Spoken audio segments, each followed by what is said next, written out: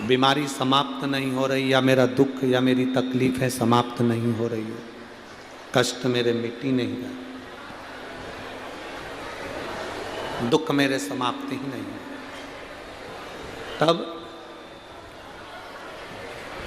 बेलपत्री के जो बीच वाली पत्ती होती है और उस पत्ती के नीचे दो पत्तियां होती हैं, बहुत ध्यान से देखिएगा और समझिएगा। जैसे ये बीच वाली पत्ती है और उसके नीचे दो पत्तियां, इसके मध्य में जो डंडी है बेलपत्री के और ये दो पत्ती के बीच में जो डंडी रहती है, समझते हैं ना सब लोग, समझ रहे हैं ना? बेलपत्री की बड़ी पत्ती, पहले नंबर की पत्ती, और उसके नीचे की दो पत्तियां, उसके बीच की जो डंडी होती है, इस डंडी में चंदन का लेपन कर कर, ये बीच की जो भाग है डंडी है उसमें, ये देखिए, ये तो दो पत्ती हो गई, एक ये पत्ती हो गई। अब ये जो बीच का भाग है, सब लोगों को देख रहे होंगे, तो बीच का जो ये भाग है, इस बीच के भाग पर चंदन का लेपन कर 7 दाने चावल के लेकर, जब तुम्हें लग रहा है कि ये बीमारी समाप्ति नहीं हो रही, पकड़ के बैठ गई, ये तो छूटी नहीं रही, डॉक्टर अपना काम करें, या कोई ऐसी बात है कि अदालत में कोई केस चल रहा है, या प्रशासनिक कोई तकलीफ आ रही है,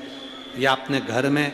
कोई व्यापार से जुड़ी हुई या कोई धन से जुड़ी हुई कोई प्रॉब्लम है और वो समाप्ति नहीं हो रही, बहुत बहुत आप लोगों ने कर लिया, तब ये बेलपत्री, इसके मध्य की जो डंडी है, इस मध्य की डंडी में चंदन लगाकर 7 दाने चावल के लेकर, आप जब द्वार में से मंदिर के अंदर प्रवेश करते हैं, जैसे मंदिर का मुख्य द्वार है, मुख्य द्वार से मतलब शंकर जी को जब जल चढ़ाने के लिए हम लोग अंदर जाते हैं,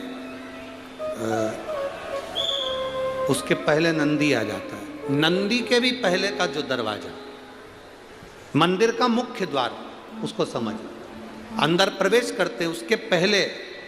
चंदन लगी हुई बेलपत्र और 7 दाने चावल के हाथ में लेकर, नंदी के सीधे हाथ की ओर से, मतलब आपका भी सीधा हाथ है तो नंदी का भी सीधे हाथ की ओर से, आप नंदी के कानों में अपनी बात को कहकर, ये बेलपत्री और 7 दाने चावल के ओम नमः शिवाय बोलकर, नमः शिवाय बोलकर, या श्री शिवाय नमस्तुभ्यम कहकर, डंडी का मुख